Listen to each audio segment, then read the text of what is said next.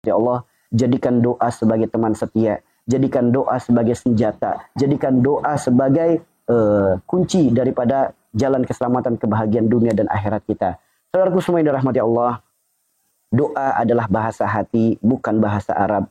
Jadi kalau mau berdoa, nggak usah diambil pusing. Cukup kita mohonkan dengan bahasa kita sendiri. Kunci daripada doa bukan apa yang terucap, namun apa yang terbesit dalam hati. Itu adalah kunci daripada doa.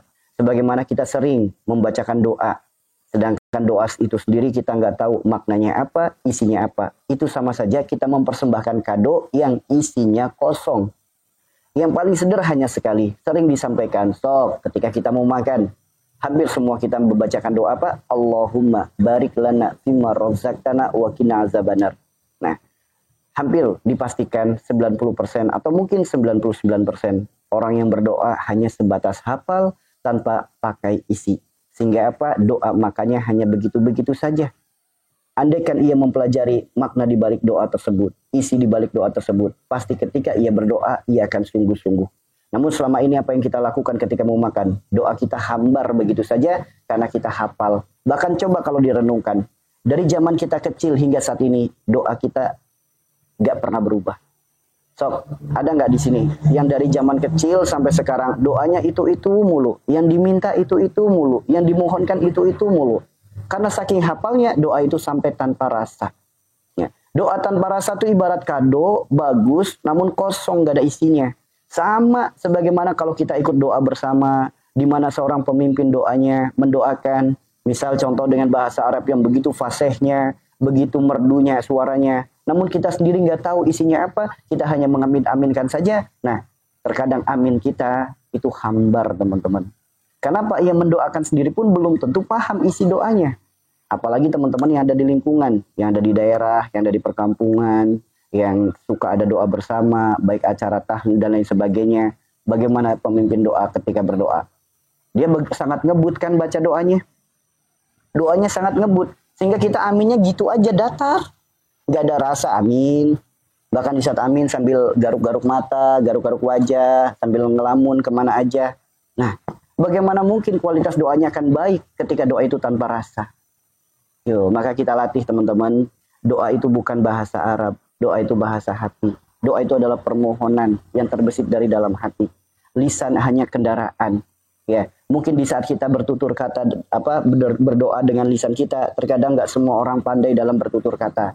Namun hati Allah melihatnya. Oke, maka ayo sedikit demi sedikit kita latih berdoa itu sesuai dengan bahasa kita, bahasa sehari-hari kita, bahasa hati kita, permintaan hati kita, bukan mengedepankan hafalan. Terkadang meskipun itu doa bersumber dari Al-Quran, kita hanya sebatas hafal tanpa tahu isi. Itu ibarat kata kado tanpa isi. Kadonya bagus, ya, kadonya bagus, namun isinya nggak ada. Jadi ibarat kata kita dikasih kado, kadonya nggak ada isi, kosong. Itu makanya ayo sedikit demi sedikit kita latih, jadikan diri kita sebagai pecinta dalam berdoa. Karena doa ini senjatanya para nabi. Doa adalah senjatanya para kekasih-kekasih Allah. Tidak ada orang sakti, tidak ada. Tidak ada nabi yang sakti, tidak ada. Itu semua berkat buah daripada doa, kemudian Allah karuniakan kebaikan-kebaikan. Maka ayo saudaraku semua yang dirahmati Allah, kita latih diri kita, jadikan doa sebagai teman setia. Jadikan doa sebagai teman setia. Yuk, menebar benih-benih kebaikan itu mudah sebetulnya. Paling mudah adalah dengan kita mendoakan kebaikan. Ketika kita lagi berjalan, kita doa. Doanya bukan hanya apa yang kita lihat manusia. Bahkan tumbuhan, bahkan jalan, mungkin ada makam, mungkin ada binatang. Kalau bisa doakan juga. Jadi jangan berdoa hanya sebatas untuk diri kita sendiri. Doakan kebaikan bagi seluruh manusia yang lain, bagi seluruh alam semesta yang Allah ciptakan. Karena apa? Karena kita diutus sebagai khalifah fil ard, pemimpinnya bumi yang belum tentu selama ini kita amanah untuk memimpin mereka semua. Atau mungkin jangan-jangan kita malah zolim kepada mereka. Kita mengambil haknya bumi tanpa kita bersedekah. Makanya hati-hati nih bagi para teman-teman yang mengambil hak bumi tanpa bersedekah, hati-hati. Nanti jika teman-teman terus-terusan seperti itu, boleh jadi akan muncul setruk-setruk sebelah kanan. Karena apa?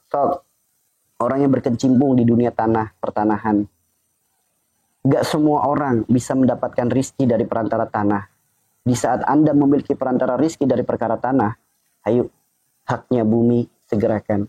Dengan santunan anak yatim, membagikan kebaikan kepada sekitar. Begitupun sama, pohon, batu, air nih, yang memiliki usaha isi ulang air. Yuk, ada nggak haknya bumi yang udah diberikan? Ada nggak? Ya, dengan cara apa? Santunan anak yatim. Dengan cara apa? Berbagi kebaikan kepada tetangga, berbagi kebaikan kepada keluarga. Lakukan itu teman-teman. Jangan sampai termasuk orang-orang yang zalim. Karena dari pengalaman kami berkecimpung di dunia pengobatan, tidak sedikit orang-orang yang stroke sebelah kanan disebabkan karena hal-hal seperti itu. Disebabkan karena hal-hal seperti itu. Bahkan belum lama ini, ada yang baru, belum lama inilah, mungkin sekitar 2 atau 3 hari. Ada orang stroke dengan stroke kanan. Nah, beliau termasuk orang yang maaf, secara agama masih jauh, secara ibadah masih jauh. Namun beliau punya usaha di mana usahanya uruk-uruk tanah. Tahu uruk tanah teman-teman? Yang suka ngambil tanah dari gunung, nanti tanahnya dibeli sama orang untuk uruk-urukan rumah atau jalan tol dan lain sebagainya. Secara materi orang tersebut kaya. Secara materi orang tersebut kaya. Namun melihat penyakit, kekayaannya habis teman-teman. Untuk berobat, itu hartanya habis. Bahkan dump truk, kemudian alat-alat besarnya, hampir dijual semuanya. Hampir dijual semuanya. Habis alat-alatnya. Harta-hartanya hampir habis semuanya. Nah, udah berobat, bahkan sampai pernah ke luar negeri juga. Kemudian, berbagai ikhtiar lah. Termasuk datang-datang ke orang-orang yang terkenal, orang-orang yang viral. Beliau datang.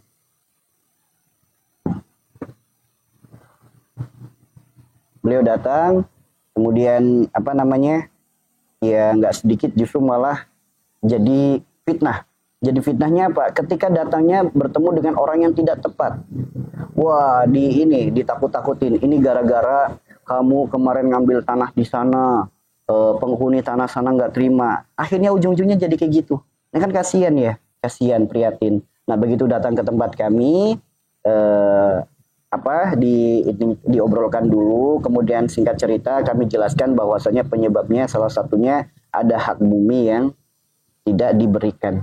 Hak bumi itu apa? Salah satunya sedekah. Ya, karena penghasilannya banyak dari hasil bumi, namun dianya sendiri kurang bersedekah. Kemudian bahkan sampai zolim kepada orang tua dan kepada saudara-saudaranya. Nah, itulah kenapa kami sarankan, ayo segera. Kalau Anda pengen sembuh, maka bertobat. Kemudian minta maaf kepada orang-orang yang pernah Anda sakiti, dan haknya bumi segera dipenuhi. Nah, orangnya tersadarkan, akhirnya begitu tersadarkan, kami bimbing, kami terapi. Orangnya pulang, terus kemarin sore kalau nggak salah, saya dapat kabar, alhamdulillah udah bisa gerak tangannya, sudah bisa gerak kakinya. Yang tadinya nggak bisa gerak apa-apa. Itu ya teman-teman ya, bahwasanya apapun penyakit kita, apapun sakitnya kita, jangan hanya sibuk mencari obatnya, jangan hanya sibuk ikhtiar ke sana kemarinya. Tugas kita itu bukan untuk cari obat, tugas kita itu untuk taubat. Karena Allah nyuruhnya bukan cari obat, Allah nyuruhnya kita taubat, sebagaimana yang tertulis dalam Al-Quran. Ya ayyuhalladzina amanu tubu ilallahi taubatan nasuha. Asa rabbukum ayyukafir ankum sayiatikum wa yudkhilakum jannah. Itu kan jelas. Jadi siapapun di sini yang lagi sedang sakit, Allah itu bukan sedang nyuruh kita untuk cari obat. Allah bukan sedang nyuruh kita ikhtiar ke sana kemari, berobat ke sana kemari. Namun Allah sedang perintahkan kita untuk taubat. Sebagaimana yang dijelaskan, yang disampaikan oleh Nabi kita, Sayyidina Nabi besar Muhammad Rasulullah SAW.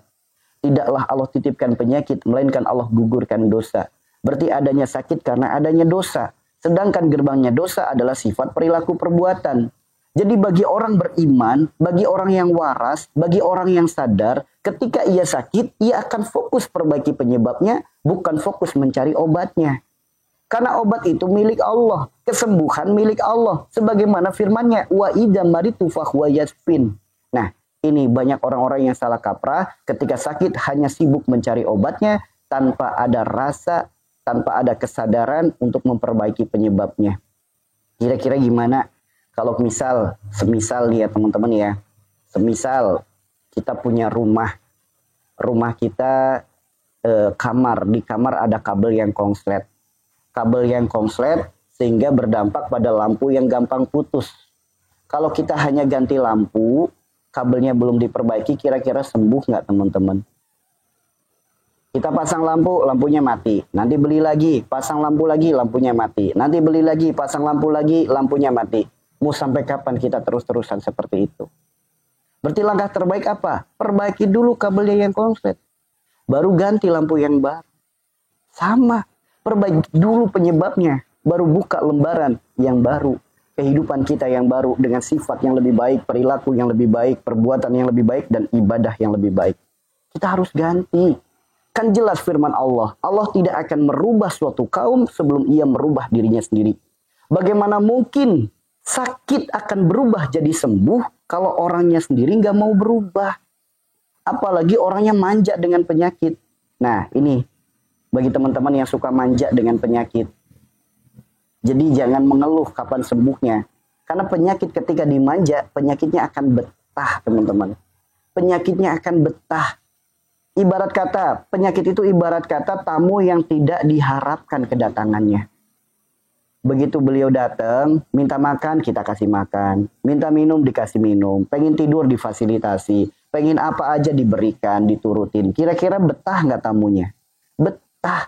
Begitupun penyakit. Kalau hanya dimanja, sakit dikit, aduh. Sakit dikit ngeluh, sakit dikit langsung tiduran. Nggak mau berubah, nggak mau membuka pintu rumah, nggak mau keluar rumah, nggak mau gerak, nggak mau berusaha. Ya gimana mau sembuh? Udah. Kemarin juga ada orang stroke juga. Stroke-nya sebelah kiri. Orang stroke sebelah kiri.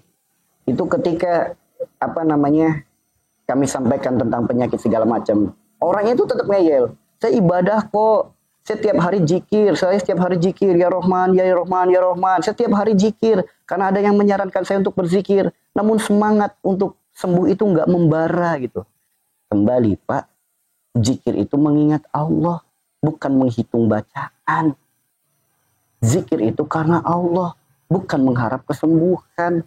Anda zikir, namun tidak ada semangat untuk berubah, ya zikir Anda tidak berpengaruh apa-apa. Itu hanya mengulang-ulang kata.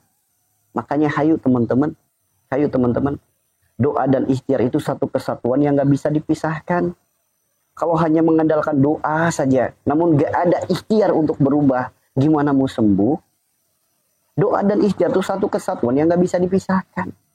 Nah, bahkan di saat sedang diterapi, Masya Allah teman-teman, namanya orang stroke. Mungkin teman-teman ada yang sedang merawat orang stroke. Ya, memang benar-benar harus ekstra sabar ya. Karena orang stroke itu, Masya Allah, biasanya kebanyakan ditambahi sifat rewel yang luar biasa. Sifat bawel yang luar biasa. Sifat keras kepala yang luar biasa, emosional yang luar biasa. Makanya yang merawat harus sabar. Harus sabar. Karena terkadang minta A, udah diturutin A. Begitu udah diturutin, minta lagi yang B. Ada aja yang jadi jalan untuk beliau. Orang-orang tersebut tuh ngeluh, minta, ngerepotin dah bahasanya. Tuh ya. Makanya teman-teman, hayu.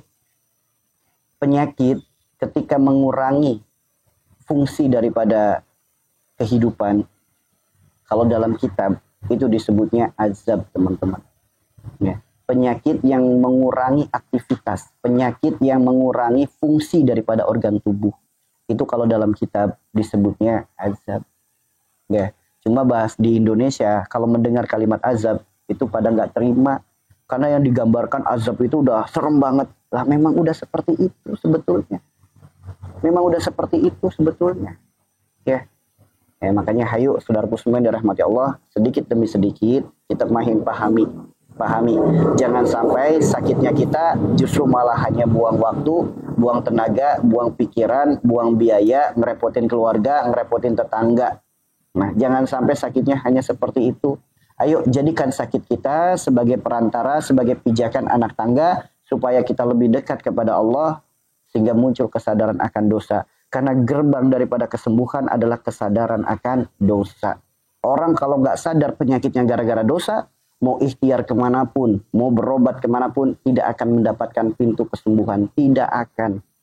Ya, orang mau berobat kemanapun, mau datang ke spiritual sekalipun, mau datang ke dokter tingkatan 1 sekalipun, ke rumah sakit termahal di dunia sekalipun, kalau tidak diawali dari kesadaran dosa, maka orang tersebut tidak akan sembuh.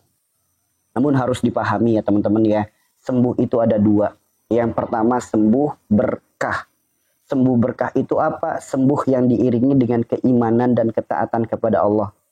Begitu sembuh, imannya naik. Begitu sembuh, ibadahnya semakin baik. Begitu sembuh, perilakunya, sifatnya, perbuatannya berubah menjadi baik. Ini sembuh berkah namanya. Begitu sembuh, jadi kerukunan keluarga. Begitu sembuh, anak-anak cucunya jadi pada akur. Ini sembuh berkah namanya. Namun ada satu lagi, yaitu sembuh istidraj. Sembuh istidraj ini yang paling banyak. Karena jarang ada orang memikirkan, sembuh saya istidraj apa sembuh saya berkah. Sembuh istidraj itu seperti apa? Begitu sembuh, sifatnya nggak berubah. Perilakunya nggak berubah. Perbuatannya nggak berubah. Ibadahnya juga nggak berubah. Tidak ada peningkatan sedikit pun. Justru malah sombong. Nih, saya kemarin berobat habis sekian juta, akhirnya saya sembuh. Nih, kemarin untuk berobat saja saya saya sampai jual tanah, saya sampai jual ini demi untuk sembuh. Nah, ini ciri-ciri sembuh istidraj. Sembuhnya tidak berbuah apa-apa. Sembuhnya tidak melahirkan kebaikan apapun. Sembuhnya hanya melahirkan kesombongan diri karena merasa dengan ikhtiarnya, merasa dengan hartanya, penyakitnya sembuh. Nah, ini sembuh istidraj. Justru ini sembuh yang paling banyak di antara kita. Pernah sakit? Udah sembuh? Banyak kan? Udah pernah sakit, udah pernah sembuh. Sok saya tanya, sembuhnya tambah meningkat nggak ketakwaannya kepada Allah? Sembuhnya merubah nggak sifat perilaku perbuatan kita? Yuk. Dulu-dulu boleh jadi sembuhnya hanya sebatas sembuh. Itu namanya sembuh istidraj. Boleh jadi dulu kita sakit, begitu sembuh-sembuhnya hanya sebatas sembuh. Bahkan kita, nih gara-gara minum obat ini sakit saya jadi sembuh. Musyrik. Yuk, pernah nggak seperti itu? Coba renungkan teman-teman. Ternyata terkadang sifat perilaku perbuatan kita menghantarkan kita kepada jurang kehancuran, menghantarkan kita ke gerbang pintu neraka. Gara-garanya Pak, gara-garanya itu. Ya, ketika sedang sakit, begitu sembuh, nggak ada peningkatan ibadah sedikit pun. Nggak ada perubahan sifat perilaku perbuatan apapun. Bahkan dengan bangganya, gara-gara minum obat ini saya sembuh. Gara-gara terapi ke sana saya sembuh. Gara-gara berobat ini saya sembuh. Yuk. Bukan gara-gara itu, tapi gara-gara Allah. Pernah ngalamin kayak gitu? Bahkan hampir kebanyakan orang mengalami hal seperti itu. Jadi bisa diambil kesimpulan bahwasanya kebanyakan orang di antara kita sembuhnya itu sembuh istidraj. Teman-teman tahu kan istidraj itu apa? Istidraj itu orang yang sudah dicampakkan oleh Allah. Orang yang sudah dibiarkan oleh Allah. Orang yang sudah nggak dipedulikan lagi oleh Allah. Bahkan dalam hadis kursi disebutkan, silakan cari Tuhan selain aku dan silakan keluar dari kolong langitku. Yuk, saudaraku semua yang dirahmati Allah. Jadilah diri kita sedikit di antara yang paling sedikit yang Allah selamatkan. Jemputlah sembuh dengan sembuh yang berkah. Karena jelas Allah titipkan penyakit itu bukan nyuruh kita cari obat. Bukan nyuruh kita ikhtiar. Jelas sekali tertulis dalam Al-Quran. Allah perintahkan kita untuk taubat. Sok, renungkan. Selama ini kita hidup udah berapa puluh tahun? Ada yang 30, ada yang 40, ada yang 50, ada yang 60. Sok, pernah nggak ketika dititipi sakit, kita langsung taubat? Kebanyakan kita dititipi sakit, langsung cari obat. Sok, renungkan teman-teman. Padahal perintah Allah tertulis dalam Al-Quran bukan nyuruh kita cari obat. Bukan nyuruh kita ikhtiar. Yang Allah perintahkan adalah taubat. Sok, pernah nggak perjalanan hidup kita begitu sakit, kita langsung taubat? Ada nggak? Mungkin kita baru menyadari itu setelah kita usia lanjut. Atau mungkin setelah mendengar ini. Kan kebanyakan kita lagi sakit, yang penting sembuh. Nggak peduli jalan sembuhnya seperti apa. Nah, inilah pentingnya ilmu agama. Sembuh itu bukan hanya memikirkan bagaimana caranya sembuh. Sembuh itu semua tertulis dalam Al-Quran. Ya, sembuh itu semuanya tertulis dalam Al-Quran.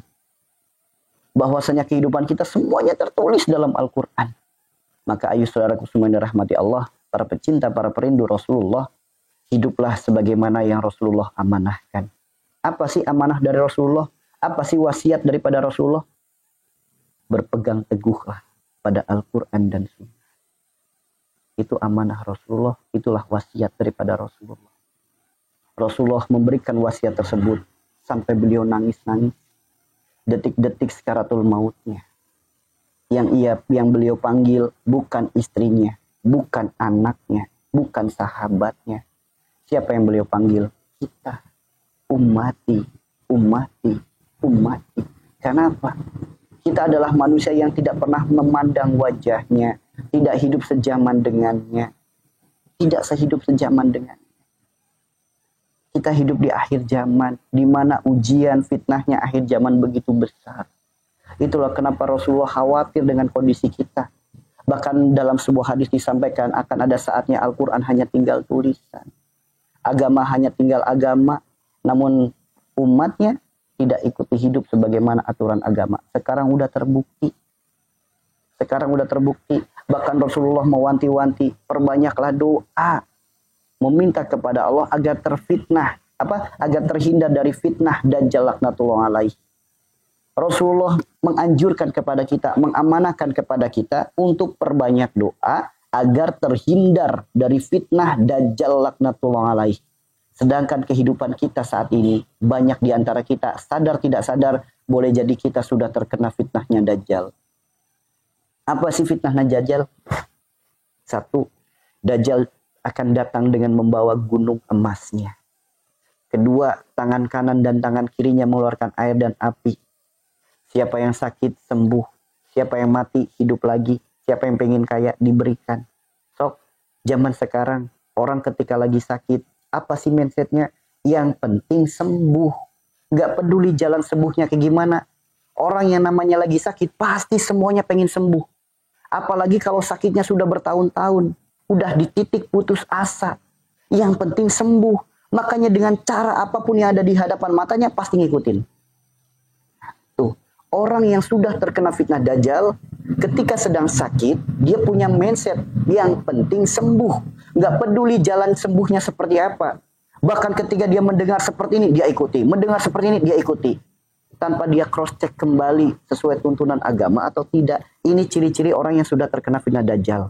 Dajjal belum turun saja imannya sudah goyah. Apalagi Dajjal yang sudah muncul di depan mata, secara otomatis pasti jadi pengikutnya. Contoh, banyak nggak orang yang mempraktekkan? Contoh aja nih contoh. Secara garis besar gini teman-teman. Ikhtiar apapun dalam menjemput sembuh itu diperbolehkan. Mau secara medis, mau ke alternatif, mau terapi, mau herbal, bebas semuanya diperbolehkan. Selagi tidak melanggar ketentuan syariat agama kita. Namanya orang sakit, dapat saran apapun, pasti dilakuin. Bagi orang-orang yang sudah terkena fitnah Dajjal. Pernah nggak mendengar? Ibu sakit, sok minum air kencingnya. Pernah nggak dengar kayak gitu? Dia beneran diminum. Udah terkena fitnah Dajjal itu. Udah terkena fitnah Dajjal. Kenapa? Udah ada mindset yang penting sembuh. Dajjal belum turun aja, dia udah percaya. Gimana kalau Dajjal udah di depan mata?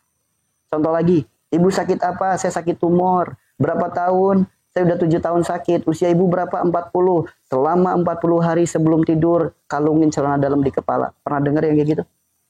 Banyak yang percaya nggak? Banyak. Berduyun-duyun orang pada datang. Lihat. Dajjalnya belum turun saja, udah sebagaimana yang Rasulullah sabdakan. Akan berduyun-duyun yang datang. Bagaimana kalau Dajjalnya benar-benar turun? Sebagaimana pernah terjadi di India. Lupa saya namanya. Alibaba kalau nggak salah namanya, saya lupa. Dimana dengan bisa menyembuhkan orang secara instan, kemudian megang orang-orangnya langsung punya duit, megang orang-orangnya langsung sembuh, yang buta dipegang langsung bisa ngelihat. Sok, dari penjuru dunia datang ke sana semua. Sok, ini udah terbukti teman-teman. Sama, orang ketika lagi usahanya sulit, dagangan lagi sepi, yang penting laris. Gak peduli jalan larisnya seperti apa. Ini ciri-ciri orang yang sudah terkena fitnah Dajjal. Yang penting berhasil, yang penting terjadi, yang penting terwujud, yang penting sembuh, yang penting bahagia. Namun gak peduli jalannya seperti apa, sesuai syariat agama atau tidak, ini ciri-ciri orang yang sudah terkena fitnah Dajjal. Iya betul ya, Saibaba, betul Saibaba. Alibaba mah toko ya, Saibaba betul. Nah, itu ya teman-teman ya. Jadi pernah gak merenungkan itu semua? Pernah gak diri kita pernah memiliki rasa yang penting sembuh, yang penting berhasil, yang penting sukses, yang penting laris. Nggak peduli jalannya seperti apa, sesuai syariat agama atau tidak. Ini ciri-ciri orang yang sudah terkena fitnah Dajjal. So, asal terlihat orang tangan kanan dan tangan kirinya ngeluarin air dan api. Gambarannya apa? Orang sakti. Tulang bengkok asal ditarik jadi lurus. Dari penjuru negeri berduyun-duyun datang sampai ngantri-ngantri. Ya. Beliaunya nggak salah. Beliaunya bagus, niatnya nolong. Tapi apa? Umatnya ini yang salah. Akhirnya mengkultuskan beliaunya. Tuh teman-teman. Beliaunya nggak salah. Ya, pernah melihat yang viral kemarin ibu-ibu narik tulang bengkok jadi lurus. Beliaunya nggak salah. Ya, sepenuhnya ya mungkin secara kalau kita bicara syariat banyak lah. Namun kalau secara pertolongan nggak salah. Yang salah siapa? Orang yang sudah punya mindset, saya harus ketemu dia pasti saya sembuh. Nah, itu teman-teman. Tuh, ada nggak rasa itu dalam diri kita? Apalagi ketika, maaf nih, apalagi sekarang lagi musimnya tangan petir, jari sakti, segala macam. Sembuh kalau hanya sebatas sembuh, itu bukan sembuh namanya. Yang disebutkan sembuh, sembuh pula segala-galanya. Sembuh badannya, sembuh batinnya. Makanya di sini ditulis, sehat lahir batin. Jadi bukan hanya mengedepankan sembuh badannya saja. Sembuh nggak batinnya. Karena di saat kita sedang sakit, Allah bukan nyuruh kita ngobatin badan. Yang Allah perintahkan obati ruhani. Karena Rasulullah bersabda, tidaklah Allah titipkan penyakit, melainkan Allah gugurkan dosa. Berarti apapun penyebab penyakit kita disebabkan karena adanya dosa. Kira-kira kalau penyebabnya dosa, obatnya pijat, obatnya herbal, obatnya terapi, atau obatnya kimia. Kira-kira kalau penyebabnya dosa, kira-kira obatnya apa? Tobat kan? Bukan herbal. Bukan kimia, bukan pijat, bukan terapi, bukan refleksi, bukan. Obatnya adalah taubat. Akui dulu kesalahan kita, sadar dulu akan dosa. Kemudian memohon ampun kepada Allah, baru kita munajat, minta jalan sembuh. Karena ketika Allah sudah menghendaki sembuh, andaikan sembuhnya kita harus dengan obat, pasti Allah akan pertemukan dengan obat yang terbaik. Ya. Andaikan sembuhnya kita lewat dokter, pasti Allah pertemukan dengan yang terbaik. Andaikan sembuhnya kita dengan herbal, dengan terapi, dengan ustadz, dengan kiai, dengan tabib, pasti Allah pertemukan dengan yang terbaik. Cuma kebanyakan kita hanya mencari obatnya, mencari terapinya, mencari dokternya, mencari herbalnya. Yang dicari itu. Padahal itu semua Allah yang mengkaruniakan. Allah yang menghendaki. Karena sembuh itu milik Allah, obat itu milik Allah, pertolongan itu milik Allah. Kenapa Allah yang nggak didahulukan, lebih mendahulukan yang nggak ngasih jaminan sembuh? Padahal Allah dekat, karena Allah sendiri yang ngasih tahu, aku dekat sedekat urat nadimu. Allah yang maha dekat, maha segala-galanya, nggak didekatin. Sedangkan obat yang nggak ngasih jaminan sembuh, dokter yang nggak ngasih jaminan sembuh, kiai, ustadz, tabib, herbal yang nggak ngasih jaminan sembuh, kenapa didahulukan? Ini awal kesalahannya. Sehingga sembuhnya tidak berpengaruh apa-apa dalam dirinya. Sembuhnya justru malah melahirkan istidraj dalam kehidupannya. Nauzubillah. Nauzubillah. Maka mari saudaraku semua yang dirahmati Allah. Ayo, jangan sibuk cari obatnya. Sibuklah perbaiki penyebabnya. Nah, kalau bicara penyebab, penyebabnya adalah dosa. Gerbangnya dosa sifat perilaku perbuatan. Udah tahu belum dari sifat yang mana penyebab sakit kita? Udah tahu belum perilaku yang mana penyebab sakit kita? Udah tahu belum perbuatan yang mana sih penyebab penyakit kita? Udah pada tahu belum? Sob, udah tahu belum? Apa sih sifat, apa penyebab, dari mana sih penyebab penyakit kita, dari sifat yang mana, perilaku yang mana? Udah pada tahu belum? Belum. Mau tahu nggak dari mana sih penyebabnya? Jadi jangan hanya berpikir sakit nyalahin makanan, sakit nyalahin orang lain, sakit nyalahin itu. Lah, gimana mau sembuh? Sakit malah melahirkan prasangka. Ingat, prasangka buruk akan menutup hati, menghijab hati. Sedangkan hati perantara hubungan kita dengan Allah, satu-satunya alat komunikasi kita dengan Allah. Apa kabar kalau hatinya tertutup? Makanya ketika lagi sakit, jangan berprasangka buruk kepada apapun dan siapapun. Jangan. Jangan ada prasangka buruk kepada siapapun dan apapun. Ketika lagi sakit, justru introspeksi diri. Karena penyebabnya adalah dosa sendiri. Dosa sendiri. Nah, yang jadi pertanyaan, dari pintu mana dosa itu? Nah, ini yang harus diperbaiki teman-teman. Ini yang harus diperbaiki. Itulah kenapa pentingnya kita belajar. Pentingnya kita belajar. Nah, ini yuk kita sama-sama pelajari. Ya, kita sama-sama pelajari. Tidak ada yang kebetulan. Allah ciptakan tubuh kita itu dengan maha sempurna. Bahkan manusia disebutnya miniaturnya bumi. Pernah tahu nggak? Pernah mempelajari nggak di dalam Al-Quran tersebut? Al-Quran surat An-Nur ayat 35. Ternyata tubuh kita memiliki 3 alam. Alam miskat, alam misbah, alam al-jujajah. Pernah dengar nggak? Alam miskat itu apa? Disebutkan dalam Al-Quran, alam yang tidak tembus oleh cahaya. Apa sih maksudnya tidak tembus oleh cahaya? Yaitu alam jasad kita, alam raga kita, alam syariat kita.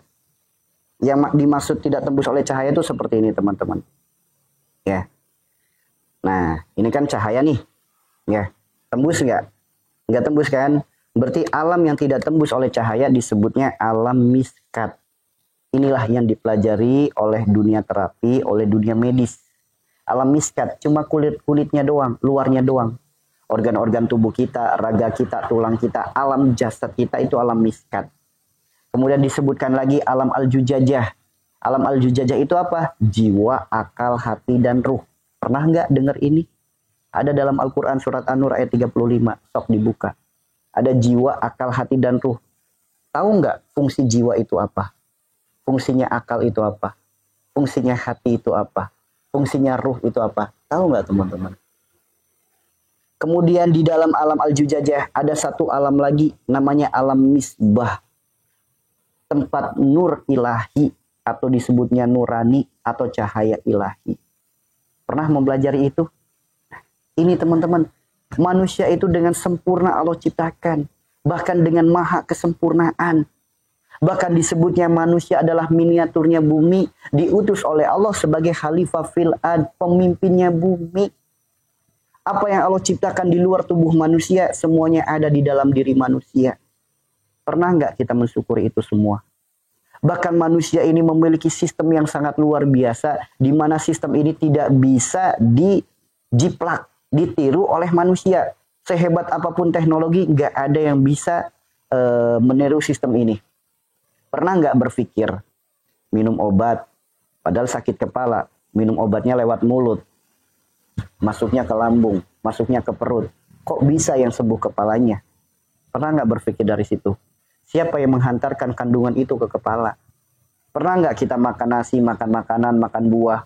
Di makanan tersebut ada vitamin, ada protein, ada gizi. Pernah nggak kita berpikir, siapa yang menghantarkan vitamin ini untuk mata? Siapa yang menghantarkan gizi ini untuk yang lain? Siapa yang menghantarkan protein ini untuk organ lain? Pernah nggak berpikir itu?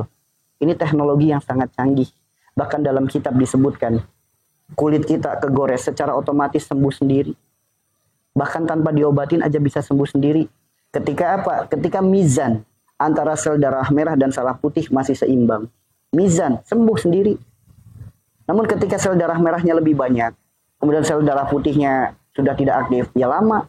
Maka terjadilah diabetes, segala macam dan lain sebagainya. Sok, karena apa? Insulinnya berlebih. Yuk. An-Nur ayat 35, silakan dibuka. Silakan dibuka An-Nur ayat 35. Nah, kemudian kita lihat lagi. Pernah nggak kita berpikir, organ tubuh kita udah istirahat belum sih? Udah pernah istirahat belum organ tubuhnya? Ayo. Makanya yuk teman-teman. Kita lihat Allah ciptakan diri kita dengan maha kesempurnaan. Allah ciptakan bumi, kita tercipta dari saripati bumi.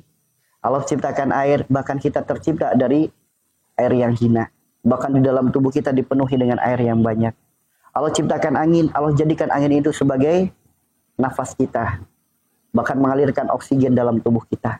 So, Allah ciptakan api, di dalam tubuh kita pun ada api. Gosok aja tangannya, hangat. Tuh teman-teman. Allah ciptakan binatang, banyak. Manusia zaman sekarang hidup bagaikan binatang. Hidup bagaikan binatang. Sifatnya sama seperti binatang. Bahkan zaman sekarang orang lebih bangga disebut binatang. Cek kodam dan lain sebagainya. Bahkan udah tahu ya, udah jelas-jelas manusia. Dia mempelajari ilmu-ilmu binatang. Macan putih dimasukin. Ya, kemudian apalagi tuh binatang-binatang, kera dimasukin. Maung dimasukin. Buat apa tuh? Udah tahu kita diciptakan sebagai manusia, kenapa malah dimasuk-masukin binatang? Lah, badan situ manusia atau kebun binatang? Sok, zaman sekarang banyak nggak tubuhnya manusia, dalamnya kayak kebun binatang.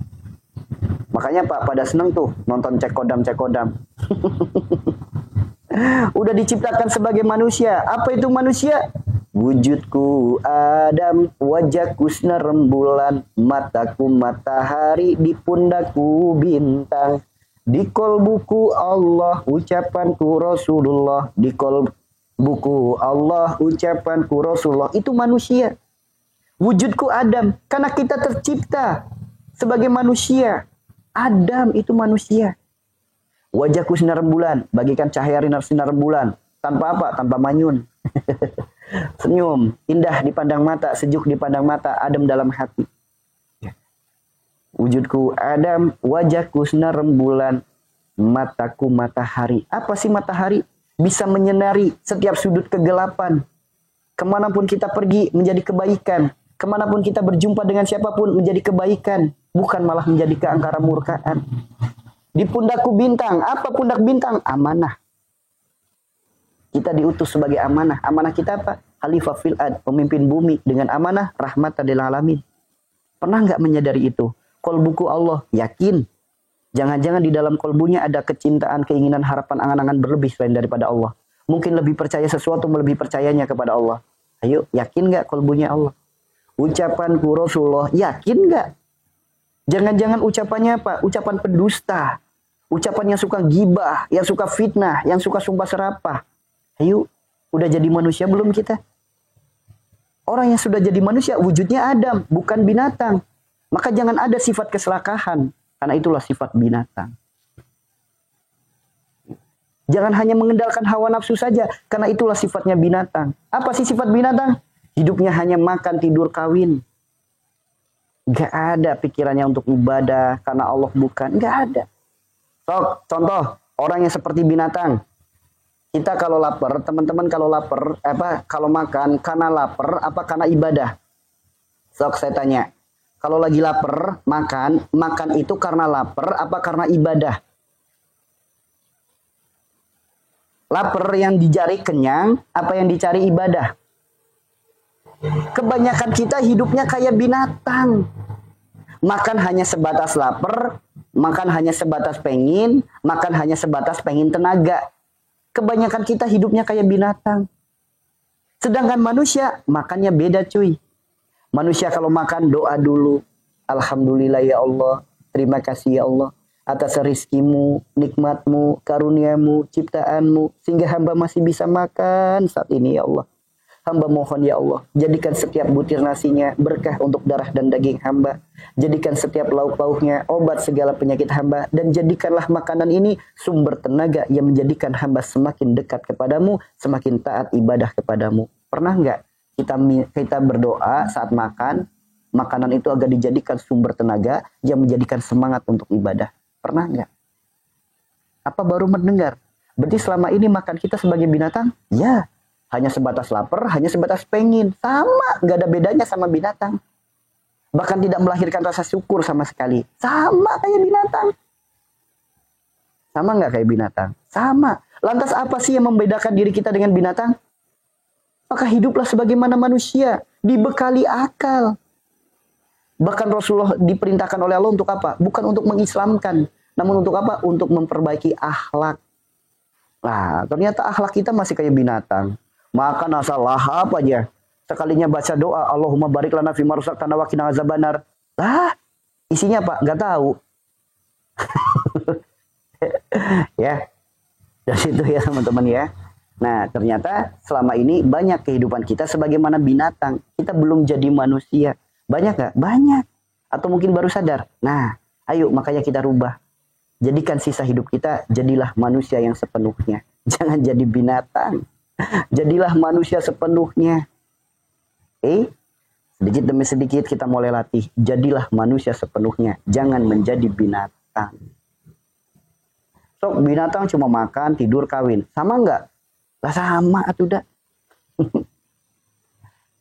Makanya ayo bedakan. Bedanya dengan apa?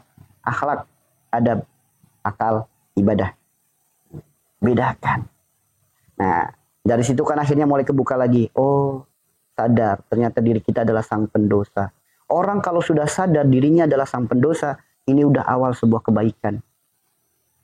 Ini adalah awal sebuah kebaikan. Ya. Apalagi udah tahu dosa, taubat. Ini orang yang Allah cintai. Karena Allah lebih suka pendosa yang bertobat mengakui kesalahannya daripada orang yang gelarnya soleh, gelarnya alim, namun tidak pernah merasa dirinya punya dosa.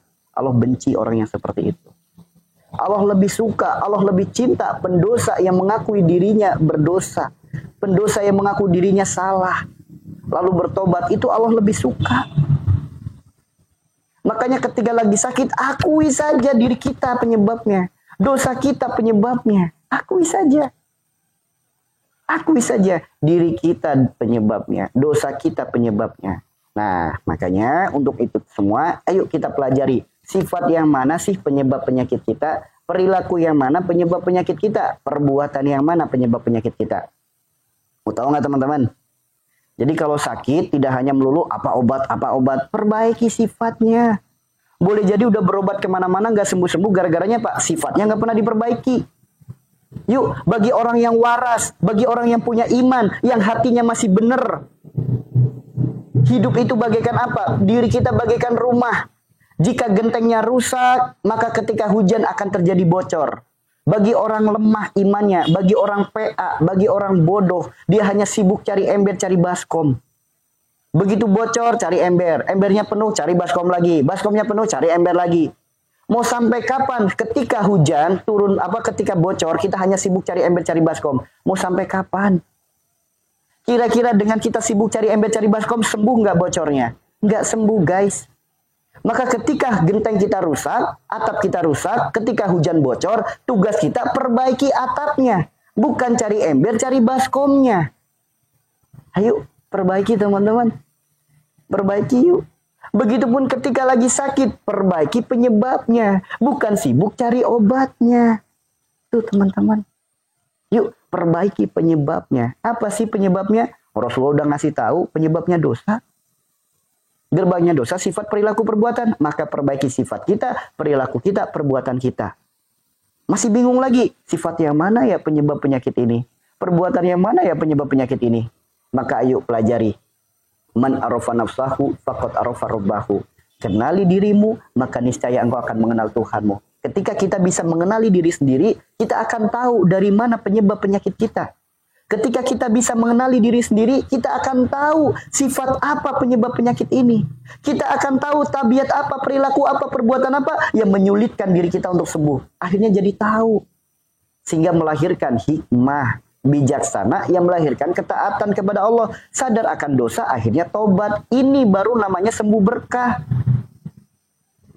Ini baru namanya sembuh berkah. Makanya ayo kita pelajari.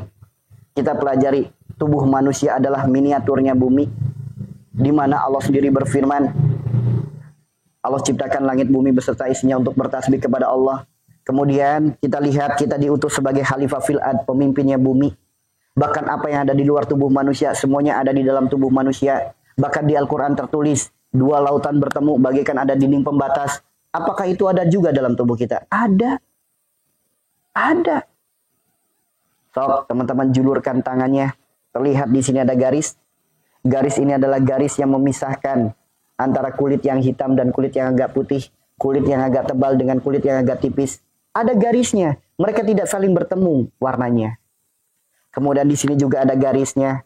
Kemudian di sini juga ada garisnya yang memisahkan antara sebelah kanan dan sebelah kiri.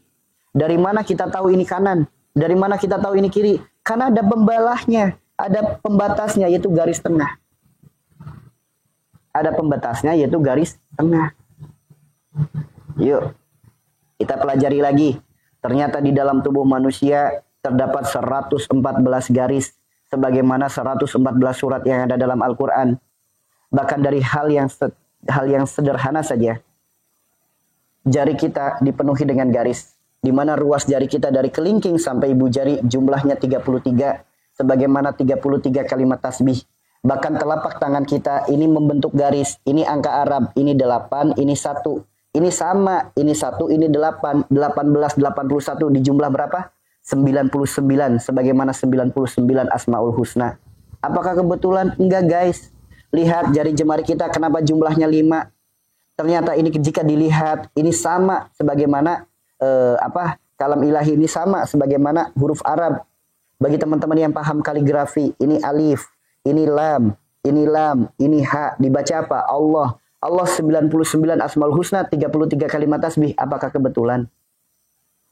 Sok lihat setiap organ tubuh kita ada garis-garisnya masing-masing. Apakah itu kebetulan? Pernah nggak? Kenapa rambut kita hanya sampai sini? Kenapa nggak bablas sampai bawah? Kenapa hidung kita lubangnya ke bawah? Kenapa nggak lubangnya ke atas? Pernah nggak merenungkan itu semua? Kenapa telinga kita ke depan? Kenapa nggak ke belakang? Kenapa nggak ke samping? Pernah nggak merenungkan itu semua? Kenapa rambut bisa tumbuhnya panjang, sedangkan rambut alis, rambut mata, bulu mata, kenapa hanya segitu-segitu aja? Pernah nggak merenungkan itu semua? Siapa yang mengatur itu semua? Allah, teman-teman. Allah. Pernah nggak merenungkan dari mana datangnya penyakit ini di organ tubuh yang ini? Hayu, kita sama-sama pelajari. Ya, bagi teman-teman yang ingin mendapatkan ilmunya, simak dengan sabar. Nanti ada saatnya untuk bertanya. Ya, kalau bertanya tanpa melakukan perubahan, untuk apa? Udah dijawab, namun nggak ada perubahan, nggak apa untuk apa? Pentingnya itu apa? Belajar dulu, supaya paham. Inilah kita diajarkan untuk apa? Wasta'inu bisobri wassolat. Yuk jemput pertolongan Allah itu dengan sabar dan sholat. Nanti ada saatnya tanya jawab. Nanti ada saatnya tanya jawab. Kita jemput pertolongan Allah dengan sabar dulu. Sabar dulu apa? Yuk dibuka dulu ini. Belenggu-belenggu keras kepala kita, sifat-sifat kita, amar-amar kita yang membuat diri kita sulit menerima nasihat. Yuk dibongkar-bongkar dulu, dilepasin dulu. Supaya Pak, ketika menerima kebaikan, kita bisa menerima. Yuk, kan jelas. Wasta'inu bisobri wassalat. Sabar. Oke guys? Nah, kita lihat. Pertama, garis leher kita. Ini adalah garis yang paling besar. Disebutnya batas antara dunia dan akhirat. Orang punya garis di tangan, orang punya garis di kaki. Orang nggak punya tangan bisa hidup nggak? Masih bisa hidup kan? Orang nggak punya kaki masih bisa hidup nggak? Masih bisa hidup. Namun orang kalau nggak punya leher, hidup nggak? Nggak hidup. Itulah kenapa leher disebutnya batas antara dunia dan akhirat. Adanya kita di dunia karena dilahirkan oleh orang tua kita, adanya di akhirat kita meninggalkan warisan, yaitu anak keturunan kita. Penyakit dari leher ke atas disebutnya penyakit dunia. Penyakit dunia itu apa? Penyakitnya disebabkan karena perkara urusan dunia. Sedangkan penyakit dari leher ke bawah disebutnya wilayah akhirat. Penyakitnya disebabkan karena perkara ibadah. Kemudian tubuh kita dibagi lagi menjadi dua, sebelah kanan dan sebelah kiri. Sebelah kanan disebutnya hablum minan nas, rahmatan lil alamin. Sebelah kiri disebutnya hablum minallah, hubungan kita dengan Allah. Maka jika ada penyakit dari ujung rambut, kepala, sampai ujung kaki, seluruh organ tubuh kita sebelah kanan. Jika ada yang sakit, itu sakitnya disebabkan karena hubungan kita dengan manusia dan alam semesta. Dan bila mana ada penyakit kita dari ujung rambut kepala kita sampai ujung kaki kita, di organ tubuh bagian kiri, di bagian sebelah kiri, jika ada penyakit, maka penyakit itu yang disebabkan karena hablum minallah, hubungannya dengan Allah. Ayo, jadikan ini ilmu teman-teman. Jadikan ini ilmu, bukan hanya wawasan. Sabar, penyakit pasti nanti akan ketika ada momennya tanya jawab, pasti ada momen tanya jawab. Ini, ayo sabar dulu. Sabar dulu. Oke? Nah, sambil contoh. Satu penyakit saja. Penyakit stroke. Katakanlah stroke sebelah kanan. Secara medis, stroke sebelah kanan itu disebabkan karena adanya sumbatan pada otak sebelah kiri. Stroke sebelah kanan secara medis disebabkan karena adanya sumbatan otak pada kiri, otak sebelah kiri. Apa sih penyebab sumbatan itu? Boleh jadi karena tekanan darah yang tinggi, kolesterol juga tinggi. Itu bisa jadi penyebabnya. Ya, ini kalau kita bicara medis. Yang jadi pertanyaan, siapa yang mengizinkan otaknya tersumbat? Allah yang mengizinkan, teman-teman. Kenapa Allah mengizinkan itu? Karena ada 3 perkara. 1, datang sebagai ujian. 2, datang sebagai teguran. 3 datang sebagai azab atau musibah. Semua penyakit kita itu ada 3 perantara 3 pintunya. 1 ujian, teguran atau azab. Ayo renungkan. Sakitnya kita gara-gara diuji oleh Allah, sakitnya kita gara-gara ditegur oleh Allah, atau jangan-jangan sedang diazab oleh Allah. Sakit kategori ujian.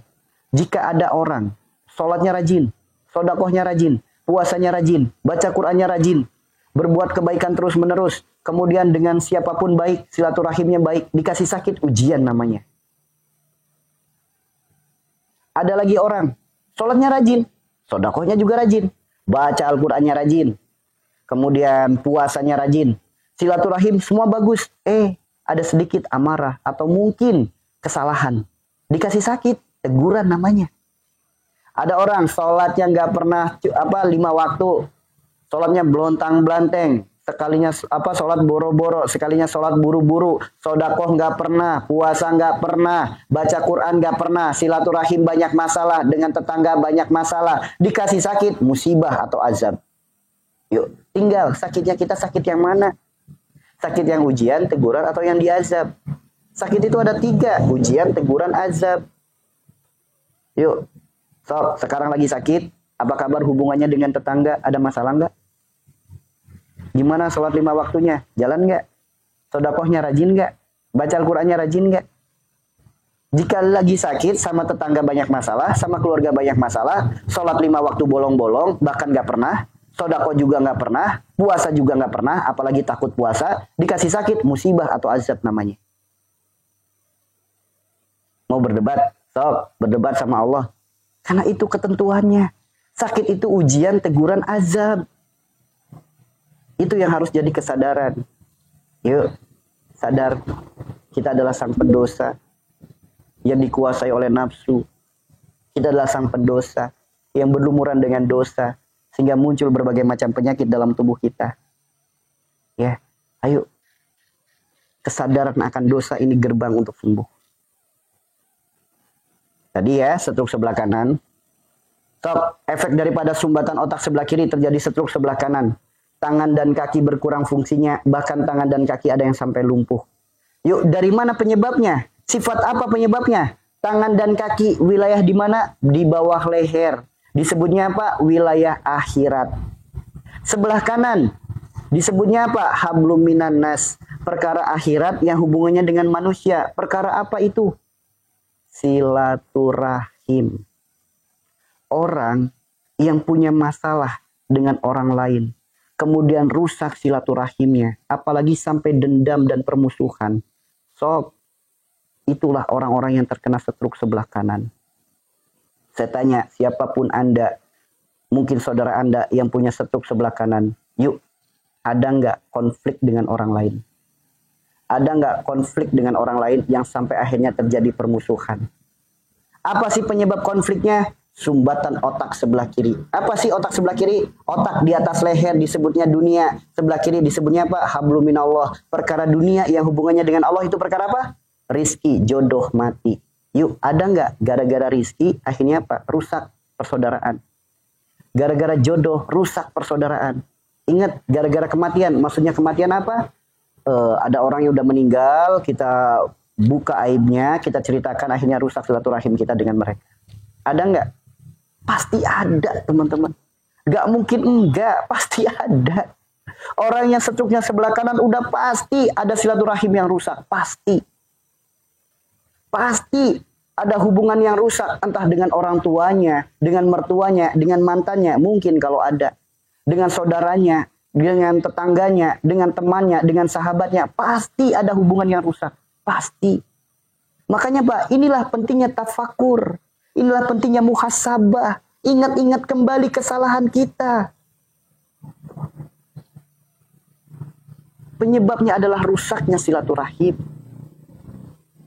Ketika penyebabnya belum diperbaiki, mau berobat kemanapun, mau minum obat apapun, mau herbal apapun, mau tabib manapun, gak sembuh teman-teman.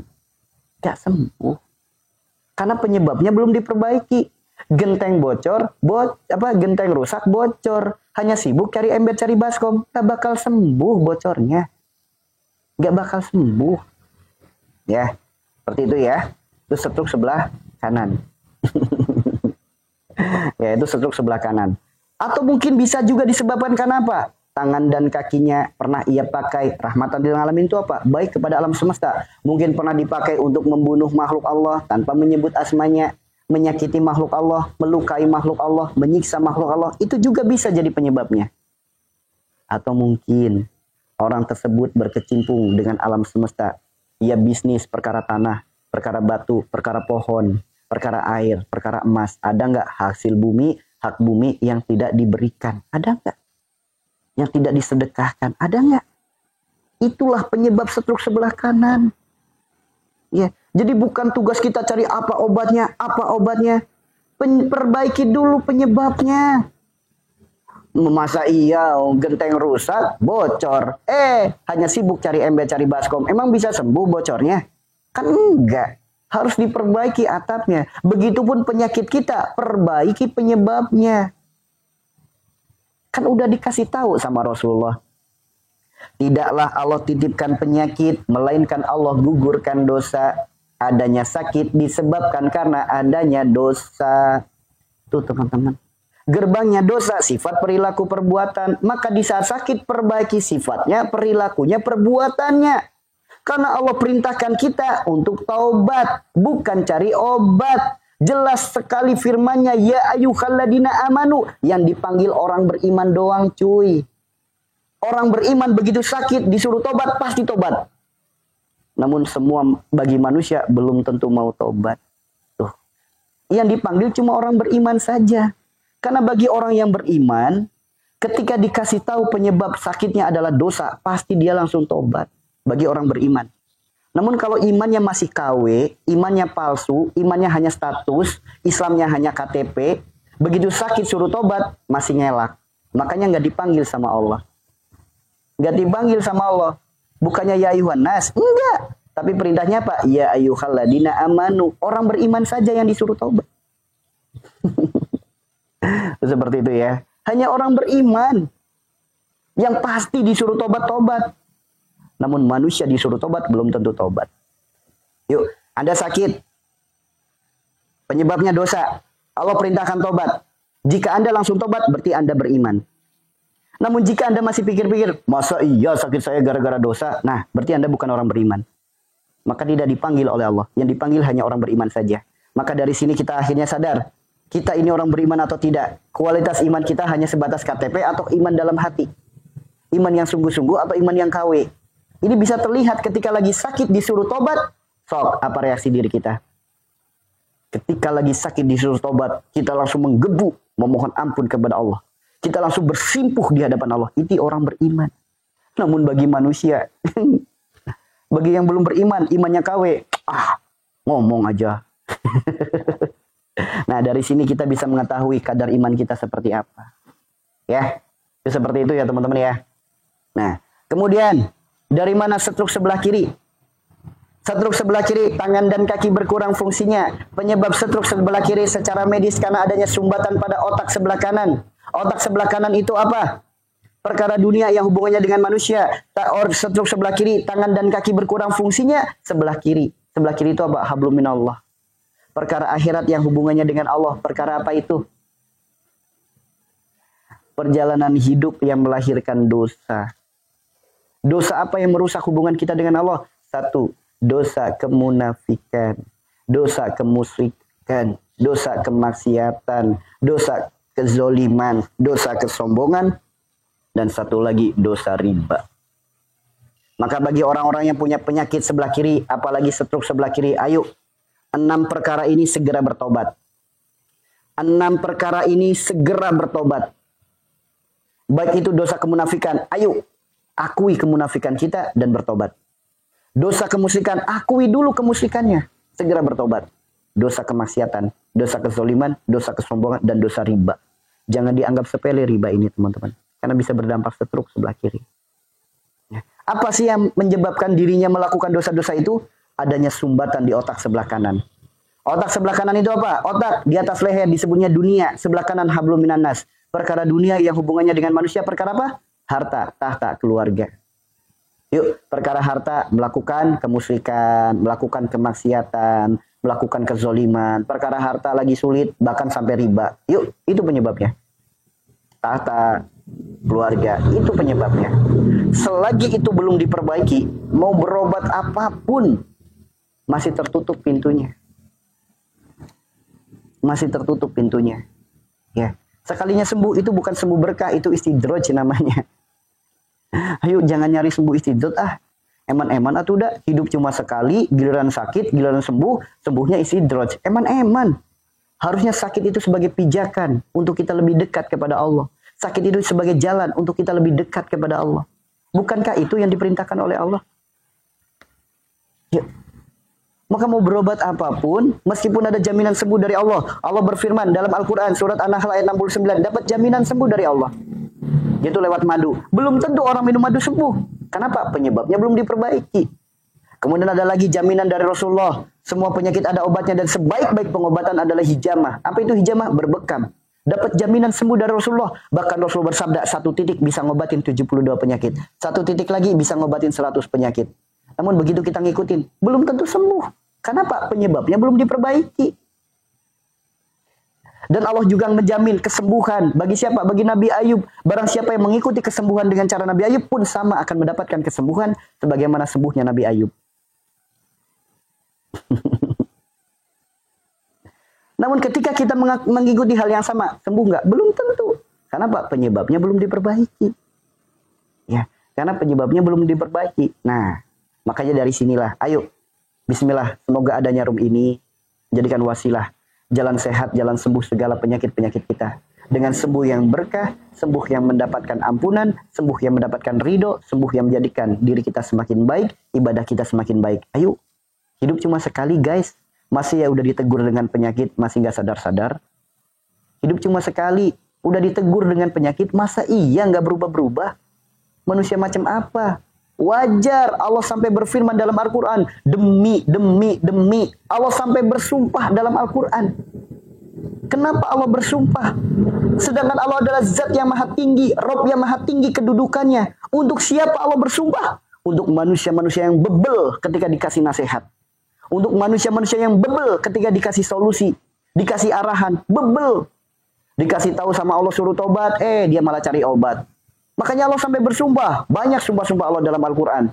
Demi masa, demi waktu duha, demi malam, dan lain sebagainya. Allah bersumpah. Coba renungkan.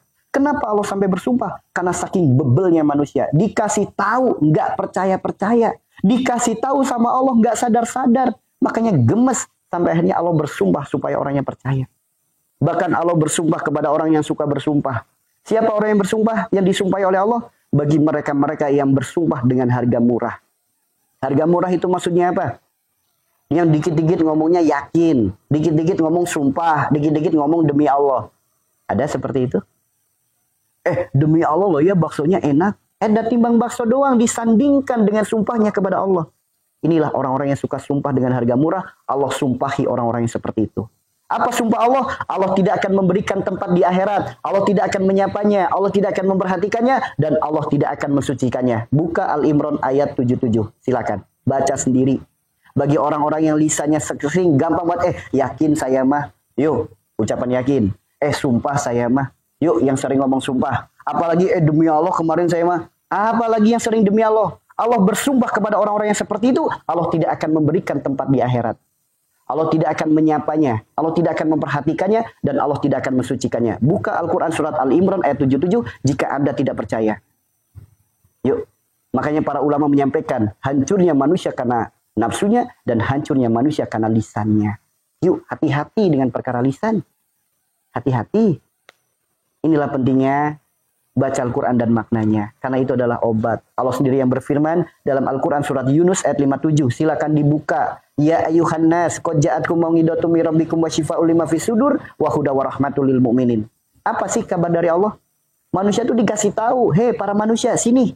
Nih, saya kasih tahu nih, ada obat segala penyakit, ada obat segala kehidupan, ada obat segala masalah, ada obat segala kesulitan, ada obat segala kesempitan." Apa obat itu? Allah berfirman, Al-Quranul Karim. Itu teman-teman. Udah tahu dikasih tahu sama Allah, obatnya adalah Al-Quran. Al-Quran dibaca kagak, dipajang doang. Makanya pada nggak sembuh-sembuh. Obatnya nggak pernah dibaca. Petunjuknya nggak pernah dipahami. Makanya pada bingung. Apa sih sembuhnya? Bagaimana jalan sembuhnya? Bagaimana cara sembuhnya? Padahal di Al-Quran udah komplit. Udah lengkap semuanya ada. Di Al-Quran udah lengkap semuanya ada. Yuk. Lalu bagaimana dengan penyakit yang berkaitan dengan darah? Darah ini kan semuanya ada di dalam organ tubuh kita. Dari ujung kepala sampai ujung kaki. Semuanya ada. Kalau tadi kan enak nih. Cara ngediagnosanya stroke, sebelah kanan hablum minanas, sebelah kiri hablum minallah. Atas disebutnya dunia, kiri disebutnya akhirat. Ya kan? Lalu kalau darah gimana? Darah apa penyebabnya? Penyakit yang berkaitan dengan darah. Darah tinggi, darah rendah, diabetes, kolesterol, asam urat, rematik, kanker darah, hepatitis, kemudian HIV. Wah, macam banget, banyak banget. Penyakit yang berkaitan dengan darah. Ada di sini yang darah tinggi? Hipertensi ada? Atau darah rendah? Anemia? Ada nggak yang gula darah atau diabetes? Asam urat, rematik, kanker? Ada? Dari mana penyebabnya? Apa sih penyebabnya? Darah disebut sifat, darah disebut ruh. Apapun penyakit yang berkaitan dengan darah, penyakit yang berkaitan dengan sifat orangnya. Berkaitan dengan sifat orangnya. Darah disebut sifat, darah disebut ruh. Sok, teman-teman buktikan. Orang ketika meninggal, ruhnya dicabut, darahnya hilang. Ya enggak? Orang ketika ruhnya dicabut, darahnya hilang. Yang jadi pertanyaan, darah yang hilang bersih enggak? Gimana kalau darah yang hilang masih ada sisa-sisa darah kotor? Tidak dengan orang-orang yang sifat perilaku perbuatannya baik. Sebagaimana para kekasih-kekasih Allah. Sebagaimana orang-orang soleh. Sifatnya baik, perilakunya baik, perbuatannya baik. Ketika ruhnya dicabut, darahnya hilang, darahnya juga bersih. Itulah kenapa ketika dimakamkan, jasadnya utuh, bahkan wangi. Ini jasadnya orang soleh. Namun beda dengan kita para pendosa. Yang kadang sifatnya baik, kadang perilakunya buruk. Kadang perbuatannya baik, kadang perbuatannya PA. Nah, sifat-sifat buruk, perilaku buruk ini, ketika ruh dicabut, darahnya hilang, belum tentu darah itu bersih. Ada darah-darah kotor, buah daripada sifat dan dosa-dosa kita. Ketika darah kotor itu dibawa ke alam kubur, kita dimakamkan, dalam hitungan hari jadi belatung. Kenapa? Belatung itu muncul dari dalam tubuh, bukan dari luar tubuh. Dari mana bibit belatung itu? Dari sisa-sisa darah kotor yang masih mengendap dalam tubuh kita. Sok, buktikan. Kenapa? Ini ada penelitiannya juga. Bangkai cepat busuk gara-gara apa? Masih ada darahnya. Jadi ayo, segala penyakit yang berkaitan dengan darah, penyakit yang berkaitan dengan sifat orangnya. Dari mana datangnya darah tinggi? Orang yang memiliki hati yang tinggi. Orang yang hatinya tinggi itu apa? Orang yang sombong. Orang yang pendendam. Orang yang emosional. Orang yang egois. Sok, ada nggak satu aja orang yang darah tinggi yang nggak emosional? Nggak ada. Orang yang darah tinggi pasti emosional semuanya. Pasti, nggak mungkin enggak. Nggak mungkin enggak. Yang darah tinggi pasti emosional. Pasti ada sifat sombongnya. Pasti pendendam. Pasti orang-orang egois. Pasti teman-teman. Kenapa orang emosi, orang pendendam, orang egois, orang apalagi namanya sombong, kenapa bisa darah tinggi? Sok, teman-teman bisa langsung dicek. Ketika hati kita sedang tidak bisa kekontrol, akhirnya marah, dendam, sombong, benci. Sok, pegang jantungnya. Karena hati disebut kolbu, kolbu disebut jantung. Pegang jantungnya kalau lagi marah. Bagaimana detak jantungnya? Kenceng nggak detak jantungnya? Kalau lagi marah, detak jantungnya kenceng nggak? Kenceng kan? Jantung fungsinya apa? Memompa darah. Jantung fungsinya memompa darah. Ketika jantung itu pompanya kenceng, terjadilah pressure yang tinggi.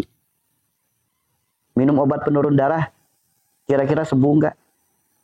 Sedangkan sifatnya masih sombong, masih emosional, masih pendam, masih egois. Kira-kira sembuh nggak? Orang lagi marah, dikasih obat. Makanya Pak, obat darah tinggi salah satunya ada kandungan penenangnya. Ada salah satu kandungannya untuk menenangkan. Supaya apa? Supaya nggak marah. So, jantung berdetak lebih kencang. Fungsi jantung itu memompa darah. Darahnya pressure-nya jadi naik, maka terjadilah darah tinggi. Ya. Kemudian lihat lagi. Dari mana datanya darah rendah? Darah rendah disebabkan karena adanya mental yang lemah, hati yang lemah. Hati yang lemah itu gimana? Orang yang suka tersinggung, orang yang mudah baper, orang yang mudah ngebatin, orang yang mudah bersedih. Ada masalah dikit, baper, nangis. Ada masalah dikit, ngebatin, nangis. Ada masalah dikit, sedih, nangis. Pokoknya orangnya tuh gampang sekali tersinggung, baperan dan gampang nangis. Saya tanya, ada nggak di sini yang terkena penyakit darah rendah? Suka baperan nggak? Ada masalah suka ngebatin nggak? Ujung-ujungnya nangis, baper, nangis, baper, nangis. Nggak pas sedikit aja, tersinggung, baper, nangis. Ada nggak pas dikit aja omongan orang lain, tersinggung, baper, nangis. Yuk, saya tanya, di sini yang terkena penyakit darah rendah, baperan nggak? Ada masalah dikit ngebatin, nangis ujung-ujungnya. Mau minum obat penambah darah apapun, ya, mau minum obat penambah darah apapun, kalau sifatnya masih seperti itu, ya tetap aja darah rendah tuh udah. Ya. Mau minum obat penambah darah apapun, kalau sifatnya masih seperti itu, tetap aja nggak bakal sembuh, nggak bakal sembuh. Makanya kalau pengen sembuh darah rendahnya, rubah sifatnya. Jangan lemah lagi, jangan lemah lagi, jangan merasa ini. Kenapa orang mudah baperan? Karena dia izinkan rasa sakit itu masuk ke dalam hati. Karena dia izinkan kecewa itu masuk ke dalam hati. Andaikan kecewa dan sakit hati itu tidak diizinkan masuk, mentalnya kuat, nggak bakalan ada darah rendah. Karena ada masalah dikit, diizinkan kecewanya masuk. Sedih. Ada masalah dikit, diizinkan rasa sakit itu masuk. Makanya jadi baperan. Kenapa? Sangat peduli penilaian orang lain terhadap dirinya. Dia menentukan kebahagiaan itu di lisan seseorang, di bibirnya seseorang. Inilah masalahnya. Bahagia itu milik kita, bukan milik ucapan orang lain. Maka jangan pedulikan omongan orang lain. Jangan mau orang itu zolim kepada kita kayak gimana, mau berkata-kata buruk kayak gimana, doakan kebaikan. Bukankah itu yang diperintahkan oleh Allah? Balaslah keburukan dengan kebaikan. Namun tidak dipungkiri ya, karena kudrahnya manusia, laki-laki berpikir dengan logikanya, wanita berpikir dengan rasanya. Itulah kenapa perempuan mudah baper. Karena apa-apa pakainya rasa. Apa-apa pakainya rasa. Ada masalah dikit pakainya rasa. Sedih dulu yang dikedepankan. Baper dulu yang dikedepankan. Ya. Makanya jangan izinkan rasa sakit itu masuk. Orang mau berbuat kayak gimana, kayak orang komentar kayak gimana, kayak jangan diizinkan rasa sakitnya masuk. Segera bentuk mental block. Tingkatkan keimanan dengan apa? Doakan kebaikan kepada orang yang menzalimi kita. Doakan kebaikan. Ya Allah, ampuni dosa-dosanya ya Allah. Hamba mohon kepadamu, berkahi kehidupannya, penghidupannya, angkat derajatnya, sembuhkan penyakitnya. Doakan kebaikan. Bukankah itu perintah dari Allah? Balaslah keburukan dengan kebaikan. Yuk. Kembali ya, tidak ada rasa kecewa jika rasa itu tidak dimasukkan ke dalam hati. Nah, tuh itu tipsnya pengen sembuh dari darah rendah. Mau minum obat penambah darah apapun, satu apotek obatnya diminum semua, nggak sembuh teman-teman. Nggak sembuh. Ya, kan salah satu mustajabnya doa adalah doa ketika terzolimi, doa ketika tersakiti. Yuk. Sedang dikasih fasilitas doanya diijabah, maka jangan disia-siakan untuk baper. Ayo manfaatkan untuk doa terbaik. Doakan kebaikan untuk orang-orang yang menzolimi kita, menyakiti kita. Doakan kebaikan. Dengan kita mendoakan kebaikan, akhirnya timbul rasa untuk memaafkan. Dengan kita memaafkan, di situ rahmat Allah turun. Di saat rahmat Allah turun, segala doa ijabah. Waalaikumsalam semuanya. Yuk. Makanya jangan tempatkan kebahagiaan di lisan seseorang. Jangan. Masa bahagia tergantung dari ucapan seseorang. Ketika ucapannya baik, bahagia. Ucapannya buruk, sedih. Dah. Masa kehidupan menentukan ucapan seseorang. Jangan pedulikan omongan orang lain. Hidup itu gimana kita. Bagaimana kita dengan Allah saja. Udah. Perkara orang lain mau menilai kita seperti apa. Cek orang Sunda teh sabodo teuing, maneh mau ngomong apa ge sabodo teuing. Yang penting saya tetap jadi orang yang baik karena Allah dan untuk Allah. Jadi pribadi yang baik karena Allah dan untuk Allah. Mau dikecewain kayak gimana, doakan kebaikan. Mau disakitin kayak gimana, doakan kebaikan. Udah tuh dah. Sabodo teuing gitu. Nih, orang-orang yang mentalnya kuat. Nah, maka akan apa? Terhindar dari darah rendah. Oke? Darah tinggi, darah rendah. Berarti udah mulai paham kan? Apa sih penyebab penyakit? Udah mulai paham kan? Udah mulai paham kan sekarang? Makanya hayu, penyakit itu jangan dimanja. Penyakit itu dicuekin, dilawan. Lalu dari mana datanya penyakit diabetes? Dari mana datanya penyakit diabetes? Diabetes, ya kalau ngikutin sabda pedagang obat, ujung-ujungnya apa? Jadi prasangka buruk. Anda berprasangka buruk kepada nasi putih. Anda berprasangka buruk dengan yang manis-manis. Sakit kok melahirkan prasangka buruk. Yakinlah, segala nasihat, segala solusi jika memunculkan prasangka buruk, itu bukan nasihat dari Allah. Itu bukan solusi dari agama Allah. Bukan. Apapun yang, siapapun yang memberi nasihat, nggak peduli dia pedagang obat, nggak peduli dia oknum agama. Ketika solusi dan nasihatnya melahirkan prasangka buruk, tidak melahirkan ketenangan hati, berarti itu solusi nasihat yang bukan dari Allah Tuhan kita. Oke? Apalagi kalau ada orang sakit. Ada orang sakit, munculnya prasangka buruk. Baik prasangka buruk ke makanan ataupun prasangka buruk ke orang lain. Gak bakal sembuh penyakitnya. Gak bakal sembuh. Sulit sembuhnya, pasti lama sembuhnya. Sok, teman-teman yang masih pantang makan, nggak boleh makan ini, nggak boleh makan itu. Apalagi yang diabetes nih. Orang yang diabetes tuh banyak sekali pantang makanannya. Sok, dengan Anda pantang makanan, sembuh nggak penyakitnya? Apa memperlama jalan sembuhnya? Kenapa sih orang pantang makanan sulit sembuhnya? Karena Allah sendiri berfirman, Rabbana ma khalaqta hadza batila. Tidak ada satupun yang Allah ciptakan sia-sia. Allah sendiri juga berfirman, Allah ciptakan langit bumi beserta isinya untuk bertasbih kepada Allah dan silakan diambil manfaatnya. Semuanya manfaat, gak ada yang mudarat. Manfaat. Nasi setiap saat bertasbih kepada Allah. Orang sakit gula nuduh nasi penyebab penyakitnya. Saya tanya, yang nuduh nasi sebagai penyebab penyakit gula, apakah Anda tasbih setiap saat sama Allah? Apakah tasbih Anda lebih banyak dari sebutir nasi? Ayo ambil cermin, ngaca dikit napa? Ngaca dikit. Makhluk yang diciptakan oleh Allah, tidak ada yang sia-sia, bahkan Allah ciptakan untuk tasbih setiap saat. Anda makan, Anda nuduh nasi itu penyebab penyakit gula. Iman macam apa yang seperti itu? Anda lebih percaya sabda pedagang obat ketimbang firman Tuhan Anda sendiri? Iman cap apa yang seperti itu? Anda masih ragu dengan firman Tuhan Anda sendiri. Rabbana ma khalaqta hadza batila. Tidak ada satupun yang Allah ciptakan sia-sia. Lantas kenapa masih pantang makan nasi bagi yang terkena diabetes? Ingat, penyakit diabetes disebabkan karena pankreas yang rusak. Dari pankreas yang rusak menghasilkan insulin berlebih. Itulah kenapa kalau kita ngikutin pedagang obat, disuntik insulin. Sok browsing apa kandungan isi insulin. Jika teman-teman tahu kandungan insulin, gak bakalan teman-teman mau. Gak bakalan teman-teman mau.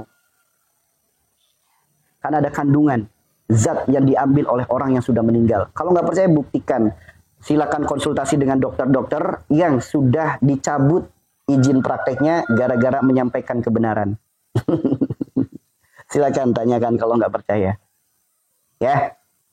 Kenapa Allah izinkan pankreasnya rusak? Karena ada sifat pada dirinya yang menyebabkan itu rusak. Penyakit diabetes bukan gara-gara nasi. Andaikan nasi penyebab penyakit diabetes, orang seluruh dunia yang makan nasi terkena diabetes. Bahkan andaikan nasi penyebab penyakit gula, maaf, ormas, orang pekerja keras, yang biasanya kalau lagi makan nasinya banyak banget. Harusnya mereka yang terkena penyakit gula. Kenapa? Nasinya banyak. Tapi kenapa enggak? Justru orang-orang tertentu saja yang terkena penyakit diabetes. Bahkan, barokallahu Ibu Hamidah, bahkan gini teman-teman, mohon maaf ya. Jangan tersinggung. Kebanyakan berarti enggak semua. Kenapa kebanyakan orang yang terkena penyakit diabetes, kebanyakan berarti tidak semua, maka jangan tersinggung. 1, pedagang. 2, marketing.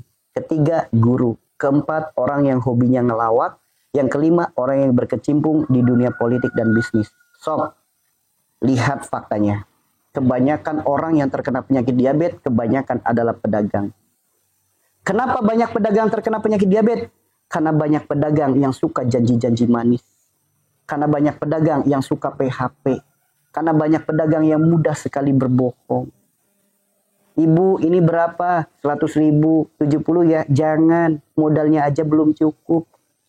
Yuk, padahal dia beli modal 50 ribu, bilangnya modal aja belum cukup. Kalau jujur nggak masalah. Namun ketika nggak jujur, diabetes. Orang yang suka PHP, orang yang suka janji-janji manis, inilah penyebab orang yang terkena penyakit diabetes. Secara medis, pankreas rusak. Apakah agama kita mengajarkan sakit apa penyebabnya pankreas rusak? Enggak. Allah sendiri yang berfirman, ya ayyuhalladzina amanu tubu ilallahi taubatan nasuha. Rasulullah bersabda, tidaklah Allah titipkan penyakit, melainkan Allah gugurkan dosa. Baik itu lewat hadis, baik itu lewat Al-Quran, penyebab penyakit adalah dosa. Pedoman hidup kita Al-Quran apa statement pedagang obat? Yuk, murnikan keimanan kita. Bukankah sebaik-baik nasihat, solusi, petunjuk obat itu Al-Quran dan Sunnah? Jika dalam Al-Quran dan Sunnah, barakallah Ibu Punik, jika dalam Al-Quran dan Sunnah udah diberikan, udah dikasih tahu ini penyebabnya, masih nggak percaya, dah diselebet nanti sama malaikat. Penyebabnya adalah dosa kita. Diabetes penyebabnya apa? Janji-janji manis. Semua orang suka manis, ada manis yang bermasalah. Orang yang suka janji-janji manis. Orang yang suka PHP.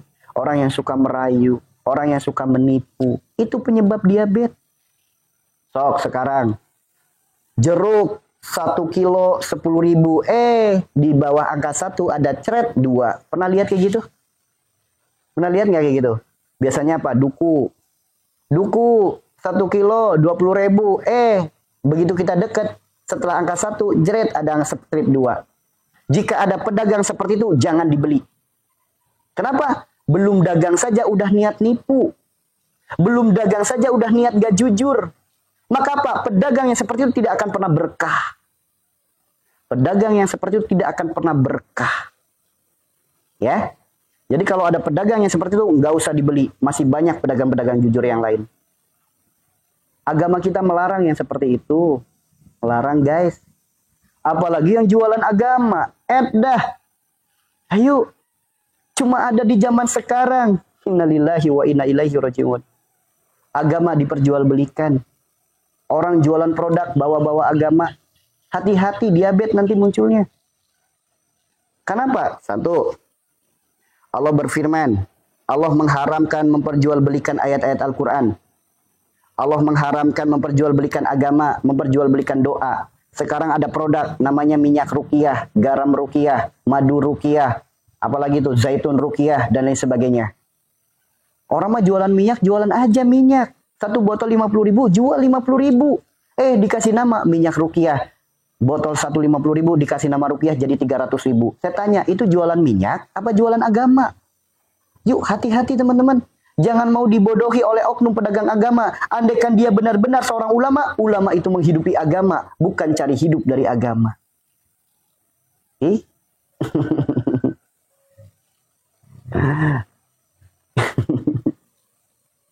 Ya, jangan seperti itu. Jualan agama akhirnya. Garam ruqyah, garam 1 kilo 8 ribu. Dikasih nama ruqyah jadi ratusan ribu. Ya. Pedagang agama itu. Jangan dibeli yang kayak gitu. Ya, gitu ya teman-teman ya. Jangan beli yang kayak gitu.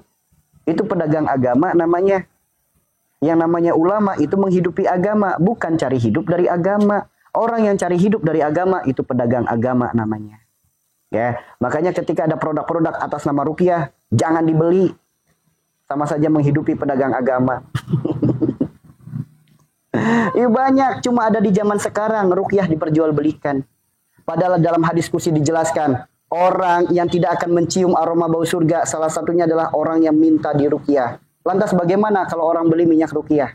Lantas bagaimana orang beli garam ruqyah? Hati-hati teman-teman. Sok, teman-teman kalau nggak percaya browsing, kalau nggak tanya ke ustadznya. Apa sih hukum meminta di ruqyah? Apa sih hukum membeli ruqyah? Sok, buka, jelas sekali hadis kursinya. Tidak akan mencium aroma bau surga. Jadi yang jualan agama dosa, yang ikut-ikutan beli kena dosa juga. Ya. So, pedagang agama nggak boleh kita kayak gitu. Pernah dengar meminta ruqyah itu tidak akan mencium aroma bau surga? Ruqyah bagus, minta di ruqyah nggak boleh. Lalu apa kabar kalau kita beli produk ruqyah? Sama tuh dah. Tidak akan mencium aroma bau surga. Ini bukan kata saya, hadis kursi, silakan didebat Allahnya. Silakan. Saya hanya menyampaikan hadis kursi. Saya hanya menyampaikan tuntunan agama kita. Itu ya. Saya hanya menyampaikan tuntunan agama kita. Jika tidak percaya, silakan debat. Yang menurunkan sabda, yang menurunkan firman. Silakan didebat. Saya hanya menyampaikan apa adanya. Ya, itu ya teman-teman ya. Makanya jika ada produk-produk mengatasnamakan ruqyah, nggak usah dibeli, nggak usah. Itu oknum pedagang agama. Nggak mungkin beliau seorang ulama, nggak mungkin. Karena yang namanya ulama menghidupi agama, bukan cari hidup dari agama. Ya, bukan cari hidup dari agama, menghidupi agama. Nah, kembali ya, gula darah penyebabnya adalah janji-janji manis, sifat-sifat manis, suka ngerayu, suka nipu, suka bohong. Itu penyebabnya. Itulah kenapa kebanyakan orang yang terkena penyakit diabetes, kebanyakan adalah satu, pedagang, marketing, guru, orang yang hobinya ngelawak, dan orang yang berkecimpung di dunia politik dan bisnis. Oke? Sekarang bukti lagi teman-teman. Bukti lagi. Sekarang bukti lagi. Kenapa kebanyakan guru terkena penyakit diabetes? Banyak guru yang terkena penyakit diabetes. Kenapa bisa seperti itu? Karena guru itu seharusnya digugu ditiru. Bukan jarkoni. Pinter ngajar nggak bisa ngelakoni. Bilang ke anak didiknya, bilang ke jamaahnya, bilang ke santrinya, jadilah anak yang berbakti pada orang tua. Dianya sendiri durhaka sama orang tua. Jadilah orang pribadi yang suka gotong royong, baik dengan lingkungan.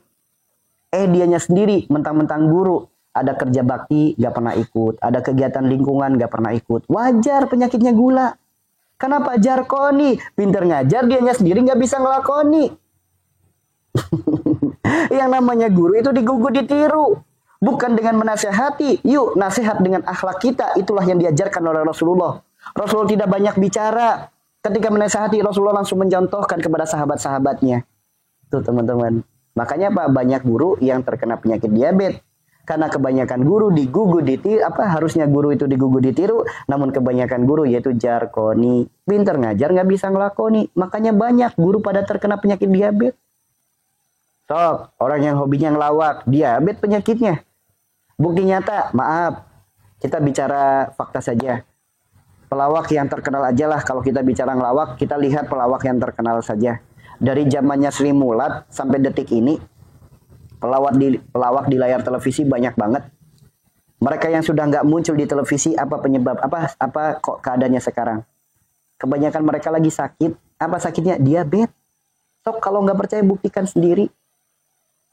Pelawak dari zaman Sri Mulat sampai detik ini, yang dulu aktif di TV, sekarang udah nggak muncul lagi. Apa sih kondisi mereka sekarang? Kenapa nggak muncul lagi di TV? Kebanyakan mereka sakit. Apa sakitnya? Diabetes. Tuh, orang yang suka ngelawak, suka ngebohong, suka stand up, hati-hati. Pekerjaan seperti itu pekerjaan yang tidak diinikan oleh agama. Hati-hati. Ya. Jadi ketika udah tahu itu penyebabnya, kira-kira dengan tidak makan nasi putih sembuh nggak? Kira-kira dengan tidak makan nasi putih sembuh nggak?